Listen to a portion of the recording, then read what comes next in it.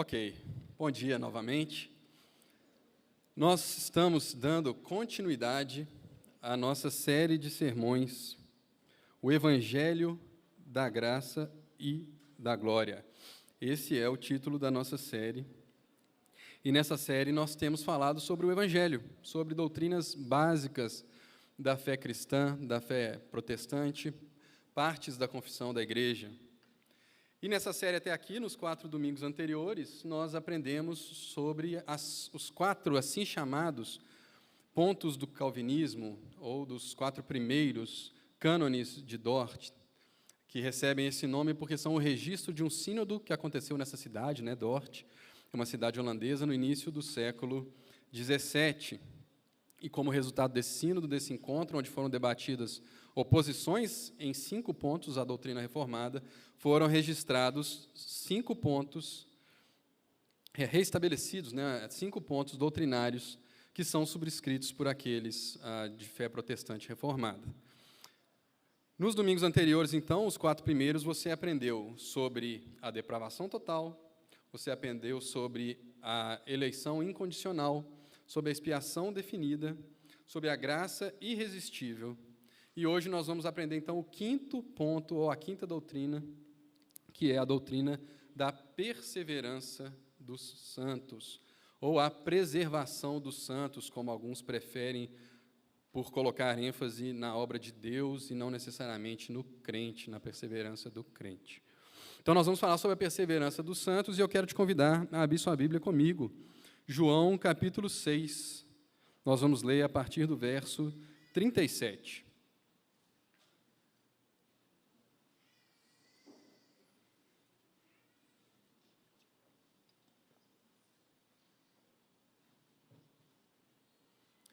Evangelho de João, capítulo 6, verso 37. Jesus, quem está dizendo: todo aquele que o Pai me dá virá a mim, e de modo algum rejeitarei quem vem a mim. Pois desci do céu não para fazer a minha vontade, mas a daquele que me enviou. E a vontade daquele que me enviou é essa, que eu não perca nenhum de todos os que me deu, mas que eu o ressuscite no último dia. Porque esta é a vontade de meu Pai, que todo aquele que vê o Filho e nele crê, tenha a vida eterna, e eu o ressuscitarei no último dia. Novamente, porque esta é a vontade de meu Pai, que todo aquele que vê o Filho e nele crê, tenha a vida eterna, e eu o ressuscitarei no último dia. Até aqui, vamos curvar as nossas cabeças uma vez mais, vamos orar ao Senhor. Nosso Deus e Pai, nós te bendizemos uma vez mais, Senhor, porque agora estamos diante da Tua Palavra. Senhor, e nós, assim como no início do culto, Deus, quando nós chegamos diante da Tua Palavra, nós temos expectativa, Senhor.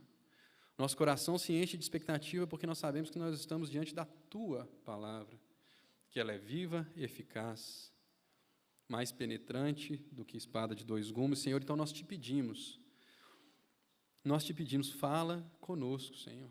Fala conosco, Deus, nós precisamos ouvir a Tua voz, Senhor. Cale as outras vozes, Deus, seja a voz do pregador ou sejam outras vozes, Deus, e que somente a Tua voz seja ouvida. Nos ajuda, Senhor, também a recebê-la quando a ouvirmos, que sejamos, como diz a Tua Palavra, não somente ouvintes, mas também operosos praticantes. É o que te pedimos nessa manhã, no nome do Teu Filho amado. Amém. Pessoal, doutrina da perseverança ou da preservação dos santos, como eu disse, é uma doutrina clássica da fé cristã, não é invenção de moda da Igreja Esperança, não é algo que nós inventamos para colocar na nossa confissão de fé. Isso é uma doutrina que é parte da doutrina reformada, ou seja, algo que foi trazido em oposição ao que se era pregado pela Igreja Católica Romana na época da Reforma Protestante, e se tornou uma doutrina central da nossa fé, tendo sido registrada em documentos históricos da fé reformada, como, por exemplo, os próprios cânones de Dort, a Confissão de Fé de Westminster, que é a confissão de fé subscrita pelos nossos irmãos presbiterianos, a Confissão Batista de Londres, de 1689, também um documento do século XVII, Tem lá o seu capítulo 17, a doutrina da perseverança dos santos. Mas o que diz essa doutrina? Eu vou pegar emprestado aqui a definição que está na teologia sistemática do Wayne Grudem, né, teólogo que muitos aqui conhecem. Veja como ele formula essa doutrina. É uma formulação curta, mas que tem alguns aspectos bastante interessantes para a gente entender. O que diz a doutrina? Todos aqueles que verdadeiramente nasceram de novo serão guardados pelo poder de Deus e perseverarão como cristãos até o fim da vida. E só aqueles que perseverarem até o fim realmente nasceram de novo. Deixe-me ler novamente. Todos aqueles que verdadeiramente nasceram de novo serão guardados pelo poder de Deus preservados, como cristãos até o final da vida. E só aqueles que perseverarem até o fim realmente nasceram de novo. Todos aqueles que são crentes serão crentes até o fim. Todos aqueles que permaneceram crentes até o fim é porque, de fato, eram crentes de verdade. É os dois lados da mesma moeda afirmados aí nessa formulação da doutrina da perseverança dos santos. Então, meus irmãos, essa doutrina, ela responde àquela pergunta já batida, né, que você com certeza já se perguntou ou já debateu com alguém, se você tem caminhada cristã aí suficiente, que é aquela pergunta de crente perde ou não perde a salvação? Né? Nada de novo, né? Pergunta batidinha essa aí. Perde ou não perde a salvação? Mas não é porque ela é batida que ela não é uma pergunta legítima. E nessa doutrina, por essa formulação, a gente aprende que a resposta é não. Se for um crente de verdade e estiver salvo, ele está salvo para sempre. Uma vez salvo, salvo para sempre. O que nos toca, então, fazer nessa manhã, meus irmãos, é corroborar essa resposta, é mostrar que essa, de fato, é uma doutrina que emerge do ensino das Sagradas Escrituras. Então, o que nós vamos fazer? Nós vamos examinar algumas passagens onde essa doutrina da perseverança ela é ensinada. Fazemos alguns comentários a respeito dessas passagens. Vamos mostrar também algumas passagens que parecem dizer o contrário. E aí, então, a gente tira algumas conclusões no final disso tudo. Tá? Então, agora o que a gente quer fazer é entender. Vamos ler a Bíblia, então, vamos entender. Será que a Bíblia, de fato, ensina que quem está salvo, está realmente salvo, e que não é possível que essa pessoa perca a sua salvação? Então, a primeira passagem que a gente vai examinar é essa que nós lemos aqui na abertura do sermão, Evangelho de João, capítulo 6. Então, se você fechou a sua Bíblia, eu te peço para você abrir de novo, que a gente vai passar por essa passagem um pouquinho mais detidamente agora. Como é que começa o trecho que a gente leu lá no verso 37, do capítulo 6 de João? Jesus dizendo, olha, todo aquele que o Pai me dá virá a mim, e de modo algum rejeitarei quem vem a mim. Então, Jesus começa nos contando que existe um grupo de pessoas que são dados a Ele pelo Pai.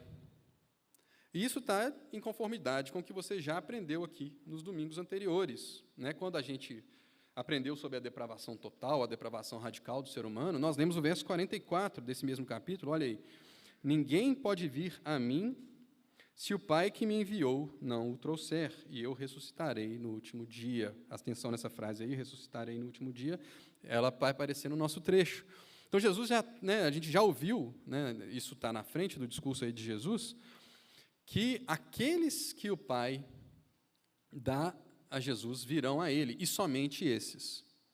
E uma vez que eles venham a Jesus, Jesus diz que de modo algum Ele os rejeitará. Pessoal, então não existe, absolutamente não existe, ninguém que quis se converter e não conseguiu. Tá? Isso não existe. A Bíblia é muito clara em dizer que ninguém faz, não é sequer um justo, não há quem faça o bem, não há quem busque a Deus, não há sequer um, está lá em Romanos 3, de 10 a 12. As pessoas que são trazidas pelo Pai a Jesus, jamais, de forma alguma, serão rejeitadas. Isso é o que está no verso 37, mas ele vai continuar. Pois desci do céu, não para fazer a minha vontade, mas a daquele que me enviou. Está subentendido que ele está falando ainda do Pai. Meus irmãos, existe alguma possibilidade de Jesus não querer ou não ser capaz de realizar a vontade do Pai? Acredito que você está pensando na sua cabecinha um não, né? Você não está mexendo na sua cabeça, então eu vou supor que o silêncio é não. Não existe, né, gente? Não existe nenhuma possibilidade de que Jesus não vá cumprir a vontade de Deus de forma perfeita e completa, que ele não tenha capacidade ou que ele não esteja disposto a fazer. Isso é impossível. Bom, se Jesus vai fazer a vontade do Pai com respeito àqueles que o Pai lhe deu, qual é essa vontade, então, que Jesus vai cumprir? Ele vai dizer isso de forma muito clara em 2 versos, no verso 39 e 40, que são versos absolutamente paralelos. Se você olha com atenção, a construção deles é muito similar. Os dois começam falando assim, essa é a vontade do Pai, ou essa é a vontade daquele que me enviou, e aí ele vai falar qual que é a vontade, e o ressuscitarei no último dia. Tanto no verso 39 quanto 40 fala da ressurreição no último dia. Então, qual é essa vontade do Pai em relação àqueles que ele deu para Jesus? No verso 40, Jesus vai dizer que essa vontade é que essas pessoas que ele trouxe, que ele deu a Jesus, vejam o Filho, creiam nele e tenham a vida eterna. Então, todos aqueles que o Pai traz a Jesus serão recebidos, não serão rejeitados, crerão nele e terão a garantia da vida eterna. Outra forma de descrever a vontade do Pai no verso 39. A vontade do Pai é que eu, Jesus, não perca nenhum dos que me deu, mas que o ressuscite no último dia. Então, juntando isso tudo, gente, o grupo de pessoas que Deus dá para Jesus não serão rejeitados por ele, mas Jesus cumprirá com essas pessoas a vontade do seu Pai. E qual que é a vontade do seu Pai? Que essas pessoas tenham a vida eterna, creiam em Jesus, tenham a vida eterna e que ressuscitem no último dia. Então, ser trazido a Jesus implica em ressuscitar no último dia. Essa é a sequência de eventos declarada aqui por Jesus. E quem garante isso, gente? Quem garante que essas pessoas que foram trazidas a Jesus são aquelas que estão ressuscitando no último dia?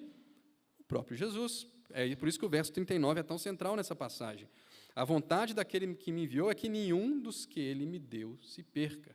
Ora, se a vontade é que nenhum se perca e Jesus vai cumprir essa vontade, nenhum vai se perder. Conclusão lógica, nenhum dessas pessoas que foram dadas a Jesus vai se perder, quem garante é o próprio Senhor. Então, meus irmãos, a pergunta de se um crente pode perder a sua salvação, ela passa por essa resposta. É possível que Jesus não faça perfeitamente a vontade do Pai? É possível que Jesus perca alguns daqueles a quem o Senhor, dentre aqueles que o Senhor o deu? Como a resposta é não, segundo essa passagem, você tem a sua resposta. Não é possível um crente de verdade perder a sua salvação. Examinemos outra passagem, meus irmãos. Avança 4 capítulos aí e vamos para João capítulo 10. João capítulo 10 é a passagem de Jesus como bom pastor. A partir do verso 26. Mas vós não credes, porque não sois das minhas ovelhas. Estas, as minhas ovelhas, ouvem a minha voz, eu as conheço e elas me seguem. Dou-lhes a vida eterna e jamais perecerão. Dou-lhes a vida eterna e jamais perecerão é a linguagem de João 6, né? A vontade do Pai é que todo aquele que venha, crê no Filho, tenha a vida eterna e eu ressuscite no último dia. Então, ou seja, tenha a vida eterna e que ele não pereça, mas seja ressuscitado no último dia. E o final do verso 28, e ninguém as arrancará da minha mão. A vontade do meu Pai é que eu não perca. Meu Pai, verso 29, que as deu para mim, é maior do que todos. Olha a linguagem de João 6 de novo aqui, Meu Pai que as deu para mim é maior do que todos, e ninguém pode arrancá-las da mão do meu Pai. Ora, é da mão de Jesus, no verso 28, é da mão do Pai, no verso 29. É qual dos dois? É os dois, por causa do verso 30. Eu e o Pai somos um. Então, veja, meus irmãos, o que Jesus está falando. Essas pessoas, aqui o Pai traz a ele, são agora chamadas de suas ovelhas, porque elas foram aproximadas por Deus, elas foram agora capacitadas a ouvir a voz do pastor. Elas conhecem o seu pastor. Então, quando o pastor chama, elas respondem, elas ouvem e elas o seguem. E uma vez que elas estão seguindo o pastor, gente, quem garante que essas ovelhas chegam no destino final? É o próprio pastor. Elas se colocaram na posição de estar dentro da mão forte desse pastor. Então, a pergunta, se o crente pode perder a salvação, ela se torna uma outra pergunta. É possível que alguém arranque uma ovelha do Senhor da sua mão?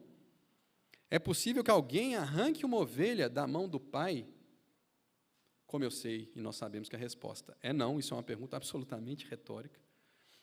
Como isso não é possível, então, que um crente que verdadeiramente creu em Jesus e recebeu o dom da vida eterna, que no curso da sua vida ele se desvie ao ponto de se tornar agora um réprobo, alguém destinado ao juízo eterno. Não é possível que isso aconteça, porque não é possível que Jesus não cumpra a vontade do Pai, porque não é possível que a vontade do Pai não se cumpra, porque não é possível que exista alguém forte o suficiente, nem mesmo a própria ovelha é forte o suficiente para se tirar da mão do seu pastor.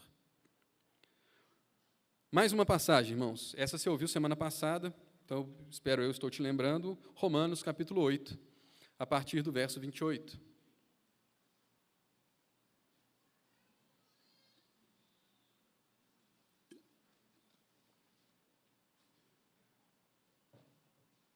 Romanos 8, 28. Sabemos que Deus faz com que todas as coisas concorram para o bem daqueles que o amam, dos que são chamados segundo o seu propósito. Pois os que conheceu por antecipação, também os predestinou para serem conformes à imagem de seu Filho, a fim de que ele seja o primogênito entre muitos irmãos. E os que predestinou, a eles também chamou, e os que chamou, a eles também justificou, e os que justificou, a eles também glorificou. Até aí. O que Paulo está ensinando aqui, gente? Ele está falando que existe um grupo de pessoas que foi chamado por Deus. Aqueles que o amam, porque foram chamados para isso segundo o seu propósito, segundo a vontade de Deus, que é impossível que não se cumpra. E dentre essas pessoas, dentre todas as pessoas, essas pessoas foram conhecidas por antecipação, para usar a minha tradução aqui. O que acontece com essas pessoas? Elas são predestinadas à salvação. E o que acontece com essas pessoas depois que elas são predestinadas? A esses que ele predestinou, eles também chamou, a chamada eficaz, da qual você já ouviu aqui também, em domingos passados. E o que acontece com aqueles que são chamados? Eles são justificados, eles são declarados justos pelos méritos de Jesus. E o que acontece com esses justificados? Eles têm a certeza da glorificação. A glorificação, meus irmãos, ele é um aspecto futuro da salvação. A salvação ela tem um aspecto passado, um aspecto presente, um aspecto futuro, a gente já vai falar disso já já. Mas a glorificação é um aspecto futuro. Paulo tem tanta certeza de que esse conjunto de pessoas vai estar glorificado no fim, que ele usa o tempo passado para quando ele fala da glorificação. Mas se você imaginar essa sequência de eventos aqui, o conhecimento, a predestinação, o chamamento, a justificação e a glorificação como uma cadeia de eventos, como um túnel, gente, todo mundo que entra nesse túnel, 100% que entra, sai do outro lado. Isso não é um cano que vaza, né? Não tem pessoas que perdem pelo caminho, não tem pessoas que morrem pelo túnel. Matematicamente falando, o conjunto A de pessoas que entram pelo túnel é exatamente idêntico ao conjunto B de pessoas que saem desse túnel. Quem são os que Jesus glorificou ou glorificará? Aqueles que ele predestinou para tanto. Não tem perda no caminho aí, gente. Não tem perda de calor aqui, né, nessa equação. Tem perda de energia. Quem entra nessa cadeia de eventos salvadores tem a sua glorificação garantida. Então, todos que são escolhidos de Deus são glorificados no final. Ninguém perde a salvação no meio do caminho. Meus irmãos, examinamos 3.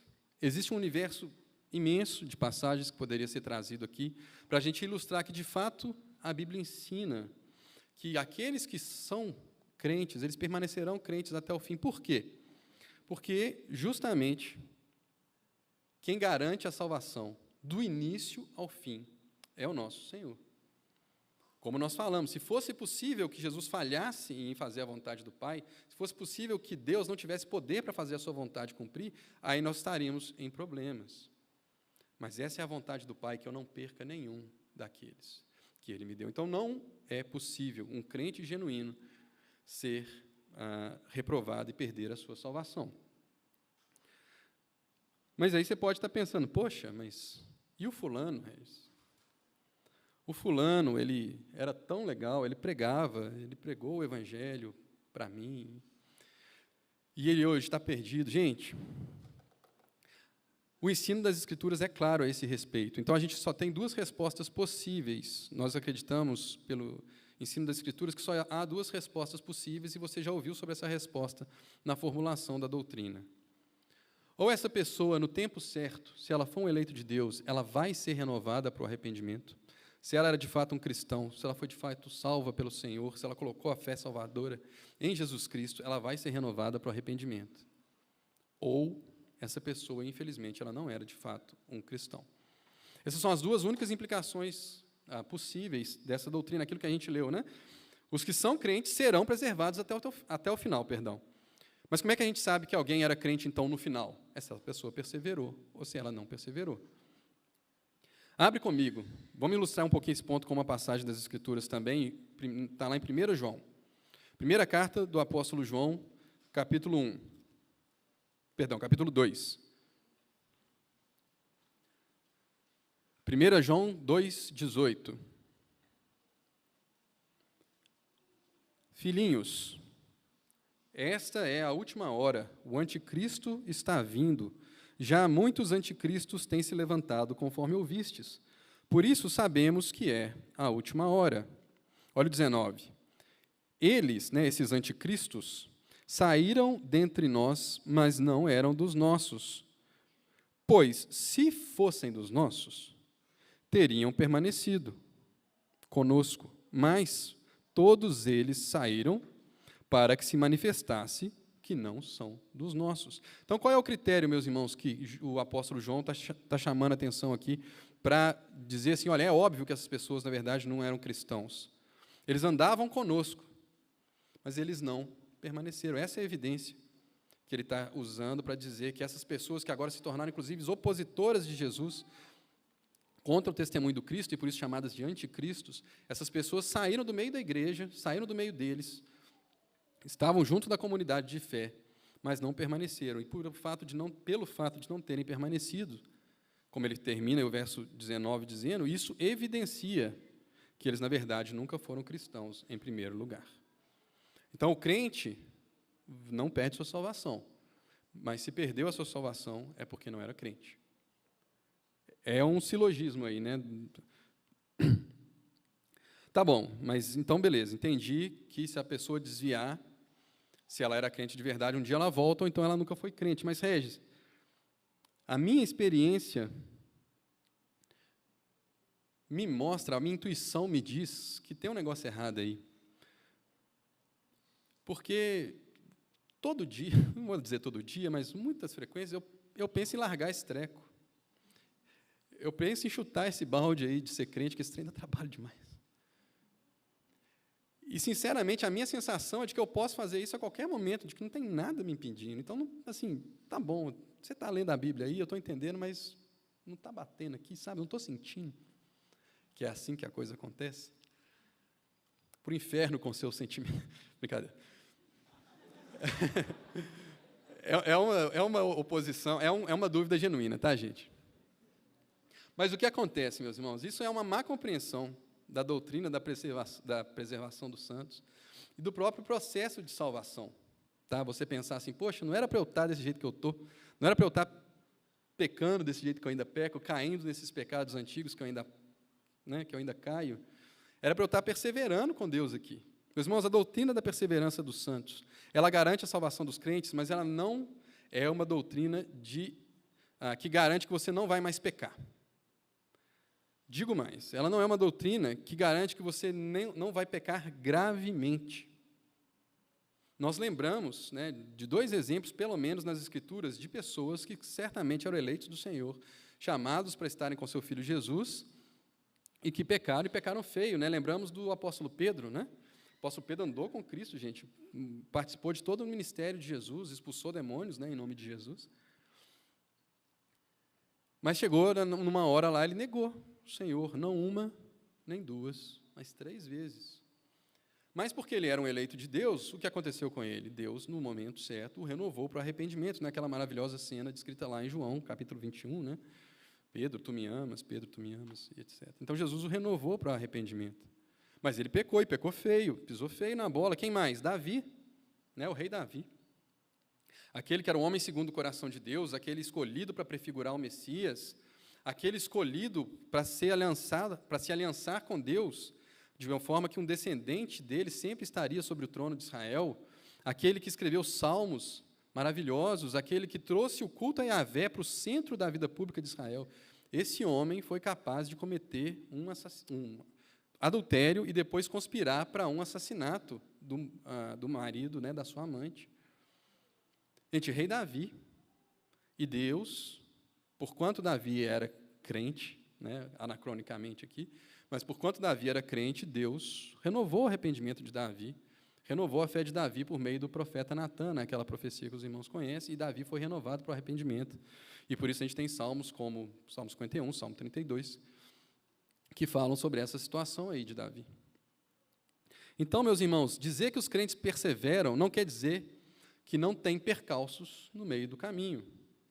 Como eu disse, isso é uma má compreensão da doutrina e uma má compreensão do processo de salvação em geral. Só de falar processo de salvação, talvez alguns aí já cause estranheza em alguns.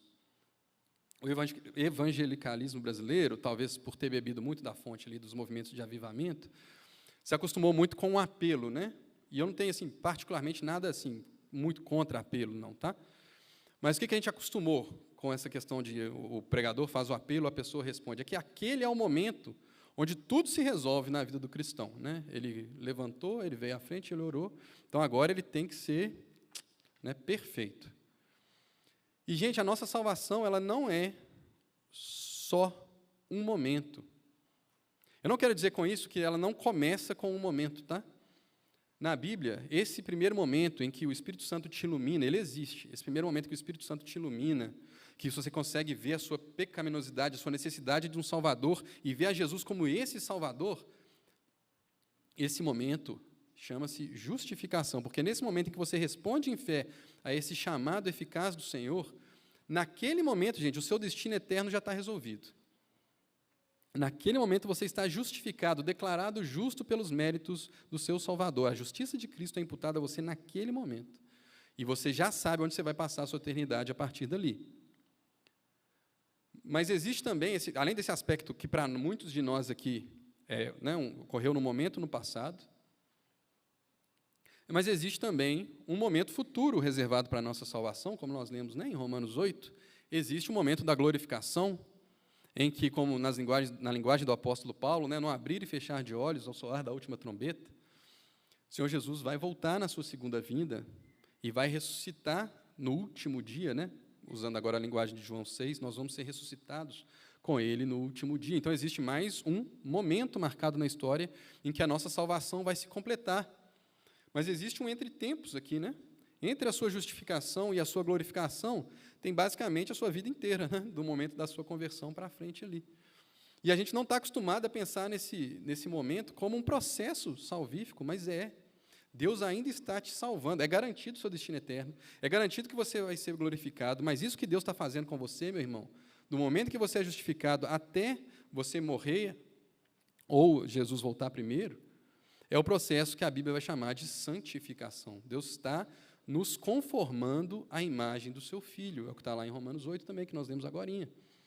E esse processo de santificação, meus irmãos, ele não é um processo linear. Tira essa expectativa do seu coração, como se fosse sempre, né, melhorando, até que chega lá, Jesus é quase que obrigado a te aceitar no céu, né? Tão santo que você está, né? É só você viver o suficiente que você chega lá credenciado. Não, gente, o processo ele é cheio de percalços, cheio de altos e baixos. Eu compartilhei aqui no culto de manhã que a melhor ilustração para o processo de santificação foi um videozinho de internet que eu vi há uns anos atrás. Se eu não me engano, foi o pastor Igor que mandou, mas, se eu não me engano, ele compartilhou no Facebook dele, eu não lembro exatamente a forma que esse vídeo chegou para mim. Mas, basicamente, o que esse vídeo... O que tinha, né, nesse vídeo? Era uma pessoa com alguma dificuldade para subir numa escada rolante. Ele tinha que subir na escada rolante, mas não sei se ele não era acostumado, estava com medo, então ele ficava no pé da escada rolante, ensaiando, né, aquele primeiro passinho e olhando a escada rolante subir. Num certo momento, num determinado momento, essa pessoa cria coragem e embarca na escada rolante. Só para ser derrubado em capotes sucessivos, um atrás do outro, atrás do outro, atrás do outro, essa pessoa rolava para trás, e rolava para trás, e rolava para trás, e a escada subindo. Mas, de tal modo, aconteceu esse processo, gente, como a escada rolante era uma escada que estava subindo, que mesmo essas pessoas dando cambalhotas para trás e tentando se firmar e não conseguindo, o efeito líquido desse movimento todo aí, né, um movimento de passo para trás e escada para frente, ainda era essa pessoa subindo. Então, no final das contas, mesmo ela tropicando, ela estava subindo, ela estava indo na direção certa. Então, gente, é a nossa santificação purinha escrita. Né? É o cambaleante da escada rolante aí, é a nossa santificação, é isso. Se a gente coloca uma expectativa de que a gente não é capaz de pecar, que a gente não vai pecar mais nos pecados antigos, a gente pode se frustrar e achar que a doutrina da perseverança dos santos, na verdade, não era uma verdade, sendo que ela é. A nossa experiência cristã, às vezes, ela é muito mais complexa do que a gente espera que ela seja. Meus irmãos, mas quem está te salvando do início ao fim é seu Senhor, é seu Salvador. Então, se dependeu dele para você chegar a Jesus, e para você responder em fé, se depende dele a segunda vinda e a restauração de todas as coisas, e você ser ressuscitado no último dia, não pense que seu processo de santificação vai depender de você ou das suas obras. Não depende de você acertar os degraus corretos ali, né? A escada rolante, de alguma forma, vai estar te levando. Mas é um processo. E você sabe que é um processo que você já ouviu isso nas Escrituras. Filipenses 1:6, não precisa abrir, mas eu vou falar aqui, você vai lembrar. O apóstolo Paulo fala o seguinte, estou certo de que aquele que em vós começou a boa obra, há de completá-la até o dia de Cristo Jesus, ou há de aperfeiçoá-la, né, de tornar perfeito até o dia de Cristo Jesus. O que é isso, gente? Justificação, aquele que em vós começou a boa obra, glorificação até o dia de Cristo Jesus, e santificação. Então, o que é santificação, gente? É uma obra que está acontecendo. E por que Paulo pode estar seguro, gente, que essa obra vai dar bom? Porque quem faz é aquele que começou. Aquele que em vós começou a boa obra, é vontade do meu Pai que eu não perca nenhum, ninguém as poderá arrancar da minha mão. É por isso, meus irmãos, que a gente, nesse processo de santificação, como ele é um processo, é por isso que existem tantas palavras nos instando a perseverar, a permanecer, a desenvolver a nossa salvação, a confirmar a nossa eleição. Não é porque essas coisas estejam em dúvida para os verdadeiros crentes, meus irmãos, mas é porque Deus nos colocou nesse processo. Então, por meio da vigília e da oração, os crentes perseveram. O apóstolo Pedro vai dizer no início da sua carta que é mediante a nossa fé, é mediante a fé que o Senhor nos guarda para a salvação a ser revelada no último dia. É mediante a nossa fé. Então, existe sim, meus irmãos, como aquela velha dualidade que a gente vê por todos os cantos da Escritura, existe uma participação minha e sua nessa perseverança. Deus nos insta a perseverar, Ele nos chama a perseverar, Ele nos dá os meios para perseverar. Mas, no final, quando a gente persevera até o fim, a gente descobre que a gente só perseverou porque a graça do Senhor atuou em nós o processo inteiro. E como é que essa graça atua em nós? Deixa eu ler para você um pedacinho dos cânones de Dort aqui. Como que a gente persevera? Assim como aprove a Deus começar essa obra de graça em nós pela pregação do Evangelho, assim Ele a mantém. Ele a continua e Ele a aperfeiçoa em nós. Como? Pelo ouvir e pela leitura da sua palavra, pela meditação nela, pelas suas exortações, ameaças e promessas e pelo uso dos sacramentos. Como é que a gente persevera? Como é que Deus distribui para a gente, a graça necessária para que nós perseveremos? Palavra, sacramentos, os meios de graça. Nada novo aqui, não é? Meus irmãos, se você tem a sensação de que você pode apostatar a qualquer minuto, saiba isso. Isso provavelmente é verdade. Deixado à sua própria sorte, você certamente se desviaria. O que a Bíblia está garantindo, gente, é que nós não estamos à nossa própria sorte, nós contamos com a graça do Senhor para nos renovar em arrependimento dia após dia, após dia, após dia. Então, você quer confirmar a sua eleição, você quer ter a certeza da perseverança, exponha-se à graça de Deus, para que ela possa renovar em você essa fé e essa certeza todos os dias.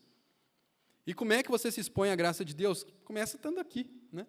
Para que você escute a palavra de Deus, para que você possa orar com seus irmãos, para que você possa ver essa nuvem de testemunhas. Continue durante a semana na sua casa, fechando a porta do seu quarto e orando a Deus, fazendo o seu devocional, orando a Bíblia. Gente, nada novo aqui. Graças a Deus, né, que nada novo aqui. Senão a gente estava fazendo errado esse tempo todo, né? A gente está errado de não fazer, mas pelo menos o que a gente está fazendo, o pouco que a gente está fazendo está certo, né? Gente, leitura bíblica, oração, sacramentos. Bom, gente, então a gente examinou algumas palavras e expôs aqui o que a Bíblia ensina sobre a questão da perseverança ou a preservação dos santos, né? Preservação coloca essa ênfase nesse trabalho da graça em nos manter crentes até o fim. Mas, como prometido, a gente tem que ser um pouco... eu quero ser honesto aqui e dizer que existe, sim, pessoas, crentes, fiéis, que não creem dessa forma. E aí você pode falar, pô, aí não, né? Você fala comigo que esse é o ensino claro das Escrituras, e aí no final você fala que tem gente que é crente e não crê assim, então tem um negócio errado. Então, gente, é porque existe um corpo de passagens que, de fato, parece ensinar o contrário. Parece ensinar que o crente, de fato, perde a sua salvação. Então, esses irmãos estão mais persuadidos por essas palavras. Mas eu quero dizer para os irmãos que nós vamos examinar uma dessas passagens, não dá para examinar mais de uma por questões de tempo. Mas, para você não falar que eu fugi aí, né, da briga, eu vou examinar a mais difícil de todas com os irmãos agora. E eu quero dizer para os irmãos que eu estou convencido, e esses documentos históricos e o exemplo de fé de outros homens piedosos ao longo da história nos dão a confiança de que, de fato, essas passagens que ensinam a preservação, a perseverança dos santos, elas são o ensino mais claro das Escrituras. Então, as passagens mais claras devem examinar as menos claras. Mas vamos logo fatiar esse abacaxi. Hebreus, capítulo 6, a partir do verso 4. Uma passagem que todos aqueles que defendem a doutrina da perseverança têm que lidar.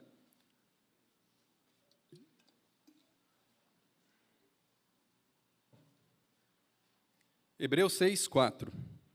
Pois é impossível que aqueles que uma vez foram iluminados, experimentaram o dom celestial e se tornaram participantes do Espírito Santo, e experimentaram a boa palavra de Deus e os poderes do mundo vindouro e caíram, é impossível, né, que sejam outra vez renovados para o arrependimento, visto que eles estão crucificando de novo o Filho de Deus e expondo a vergonha pública, pois a terra que absorve a chuva cai muitas vezes sobre ela e produz planta útil para aqueles por quem é cultivada. Para aqueles por quem é cultivada, recebe a bênção da parte de Deus. Mas, se produz espinhos e ervas daninhas, é rejeitada e está perto da maldição. O seu destino é ser queimada. Mas, acerca de vós, ó amados, ainda que falemos assim, estamos certos de coisas melhores e relativas à salvação. Até aí. Gente, o problema está bem aí no início do trecho, né? Essas pessoas que ele descreve aí nos versos 4 e 5, parece muito que são crentes, né? Olha aí. Elas foram iluminadas, experimentaram o dom celestial, se tornaram participantes do Espírito Santo, experimentaram a boa palavra de Deus e caíram. Está aí no verso 6, olha, touché, né? Elas experimentaram, elas eram crentes e elas caíram. Meus irmãos, olha, eu não quero fazer parecer que essa é uma passagem simples, essa é uma passagem muito complexa. Todos os comentaristas que eu consultei são unânimes em dizer que talvez seja uma das passagens mais difíceis das Escrituras. Mas eu quero defender aqui, meus irmãos, que essas pessoas que ele está descrevendo nos versos 4 e 5 não são crentes de fato, não foram de fato regenerados, embora tenham podido ter uma degustação do que é ser crente. Né? Provaram, né? E a palavra-chave aí talvez seja esse provaram, experimentaram. E eu acredito que a gente tem evidências intra- e extratextuais para falar isso. No próprio texto, após ele falar sobre essas pessoas, O autor de Hebreus vai falar, nos versos 7 e 8, sobre uma metáfora agrícola, onde ele fala sobre dois solos, né, dois tipos de terra. Essas terras, elas recebem a mesma chuva. A chuva cai sobre elas e elas as absorvem, e as duas chegam a produzir algum fruto, alguma coisa sai dessa terra.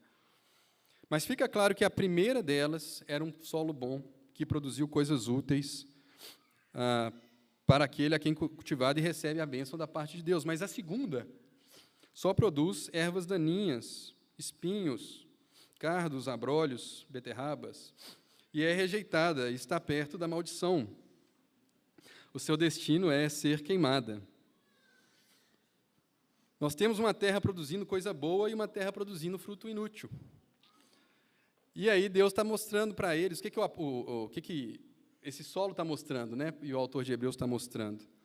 É que o fruto está revelando quem de fato era e quem de fato não era bom solo, né? O solo foi exposto às mesmas coisas, ao mesmo poder do Espírito Santo, à mesma palavra, à mesma iluminação, aos mesmos poderes do mundo vindouro, mas o fruto mostrou quem era e quem não era. E no verso 9, tem um mas grandão aí, né? Mas acerca de vós, ó amados, ainda que falemos assim. Então, acerca de vós, estão falando assim, gente, isso que eu estou falando não é para vocês, pelo menos não para a maioria de vocês, crentes hebreus, a quem a carta se dirige. Para vocês, nós estamos certos de coisas melhores. Melhores que o quê? Melhores que essas coisas que ele descreveu aí nos versos 4 e 5. E essas coisas melhores, sim, são concernentes à salvação. No final do verso 9 aí. Estamos certos de coisas melhores e relativas à salvação. Então, parece que, de fato, existe um grupo de pessoas que chega pertinho de ser crente, mas não é crente. E eu acredito, meus irmãos, que esse é o grupo de pessoas que está na passagem de Mateus 7, que eu te convido a abrir comigo. Mateus 7, 22, o versículo mais aterrorizante das Escrituras, 22 e 23.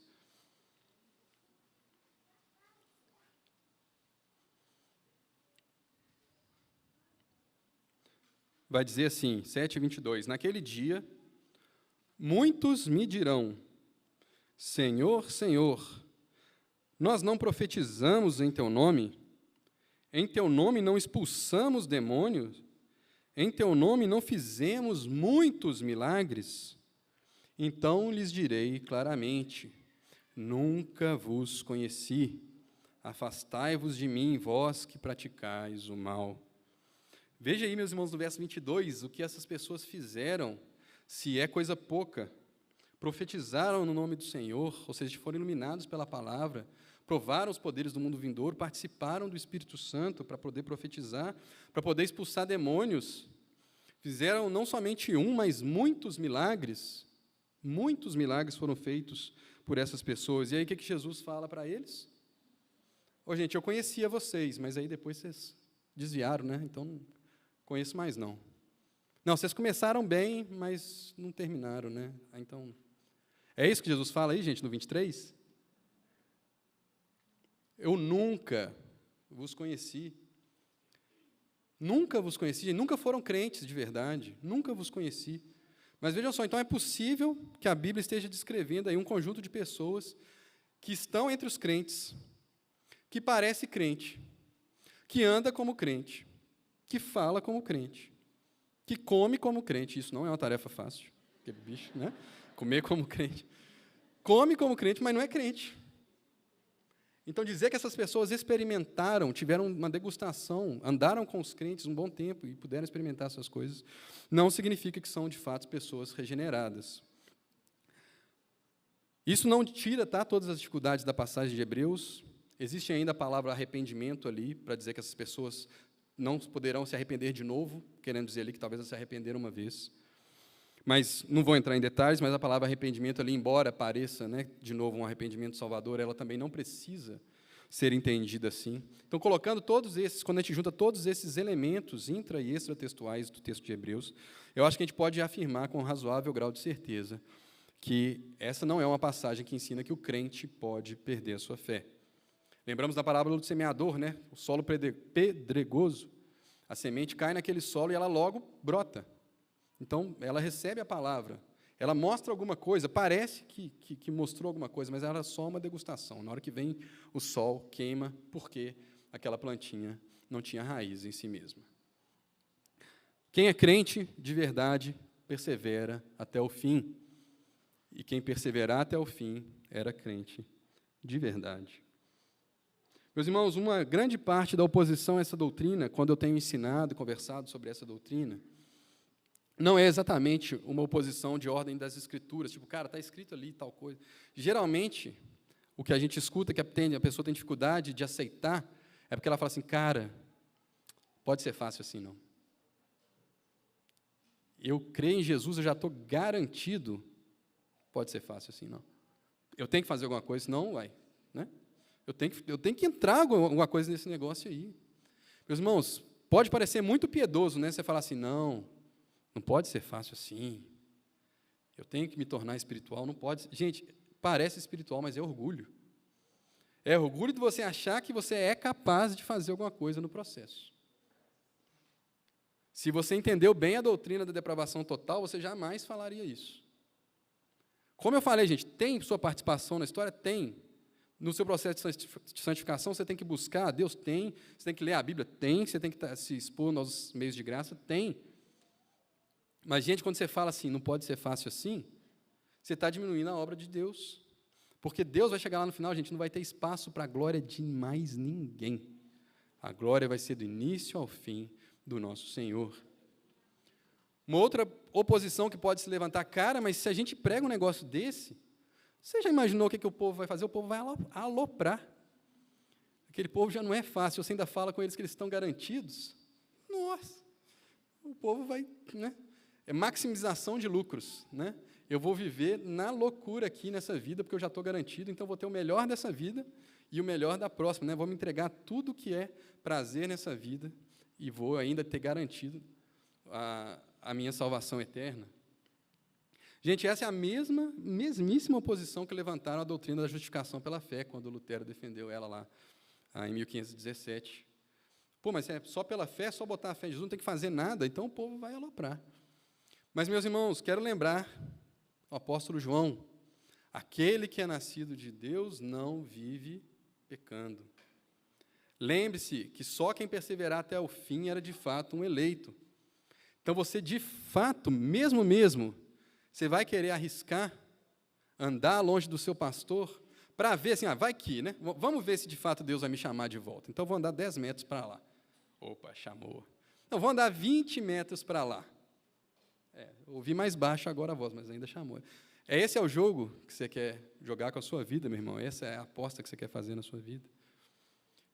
Meu irmão, quem é ovelha do pastor, ouve a voz e segue.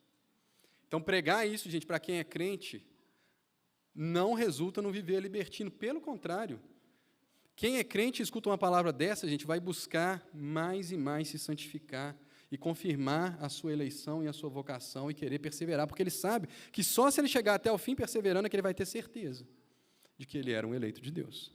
Então, também não é uma oposição que se sustenta. Meus irmãos, então, revisando o que nós aprendemos nesta manhã. Crente pode perder a salvação? Se ele for crente, não. Por que ele não pode perder a salvação? Porque quem salva ele é Deus. E se Deus salva, ele salva perfeitamente. Mas o crente, então, ele pode aloprar, ele pode fazer qualquer coisa. Não, o crente tem várias passagens nas Escrituras que o chamam a perseverança. E se ele perseverar, ele vai perseverar com a graça de Deus, com o auxílio da graça de Deus. E se ele perseverar até o fim, ele vai ter certeza de que ele era um dos escolhidos do nosso Senhor. Então, meus irmãos, isso é uma passagem que nos ajuda a apreciar mais a obra de Jesus, o que Jesus fez, o que Jesus fará, o que Jesus está fazendo na minha e na sua vida. E ela também é uma passagem, uma doutrina que nos insta, que nos desafia e, ao mesmo tempo, nos conforta. Nos insta a perseverar, nos insta a andar com o nosso Senhor e, ao mesmo tempo, nos conforta de que o Senhor Jesus começou a boa obra, há de completá-la até o dia de Cristo Jesus. Eu quero terminar lendo com você Romanos 8, de novo, mas agora a partir do verso 31. Passagem muito conhecida, que espero eu ganhe uma nova luz quando você a lê sob essa ótica. Romanos 8, de 31 para frente. Portanto, que poderemos dizer diante dessas coisas? Se Deus é por nós, quem será contra nós? Aquele que não poupou nem o próprio Filho, mas, pelo contrário, o entregou por todos nós, como não nos dará também com ele todas as coisas? Quem trará alguma acusação contra os escolhidos de Deus? É Deus quem os justifica. Quem os condenará? Cristo Jesus é quem morreu, ou pelo contrário, quem ressuscitou dentre os mortos, o qual está à direita de Deus e também intercede por nós. Quem nos separará do amor de Cristo? Será tribulação, ou angústia, ou perseguição, ou fome, ou privação, ou perigo, ou espada? Como está escrito, por amor de ti somos entregues à morte todos os dias, fomos considerados como ovelhas para o matadouro. Mas em todas essas coisas somos mais que vencedores por meio daquele que nos amou. Pois tenho certeza de que nem morte, nem vida, nem anjos, nem autoridades celestiais, nem coisas do presente, nem do futuro, nem poderes, nem altura, nem profundidade, nem qualquer outra criatura poderá nos separar do amor de Deus que está em Cristo Jesus, nosso Senhor. Amém. Vamos orar, curva sua cabeça. Senhor, muito obrigado. Porque é o Senhor quem nos salva, Deus. Essa obra quem começou foi o Senhor. Fôssemos nós, Deus, era arriscado, Deus, mas como é o Senhor, oh, que bendita segurança tem o crente no seu Salvador. Obrigado, Deus, porque era exatamente de um Salvador assim que a gente precisava, Deus. Qualquer coisa menos do que um Salvador que cuidasse de tudo não seria suficiente, Deus, para trazer pecadores empedernidos como nós, a Tua graça e a Tua presença, Senhor. Ó Deus, obrigado pela graça salvadora, obrigado pela graça sustentadora. Obrigado, Deus, porque nós recebemos da Tua plenitude graça sobre graça. Por meio da Tua palavra, nessa manhã, Deus, nós queremos testemunhar que o Senhor falou conosco. E nós queremos Te pedir, Deus, que o Senhor renova no coração de cada crente aqui, Senhor, a segurança de estar contigo, Deus, e o desejo de perseverar na fé que uma vez receberam. Deus, para aqueles que não receberam ainda Jesus como Senhor e Salvador, Deus, a nossa oração, Deus, é que o Espírito Santo os convença do pecado, da justiça e do juízo, Deus, para que tenham essa segurança bendita, que o Senhor renova em nossos corações, Deus, de que aqueles que vêm a Ti de maneira nenhuma se lançarão fora, não serão perdidos, receberão a vida eterna e serão ressuscitados no último dia. Deus, com expectativa gloriosa, nós oramos, Deus, expectativa do dia da Tua glória, em que nós veremos como nós somos vistos e seremos renovados, Deus, para viver contigo eternamente, Senhor. Muito obrigado pela Tua palavra, nós Te louvamos no nome do Teu Filho amado. Amém. Amém. Meus irmãos, esse é o momento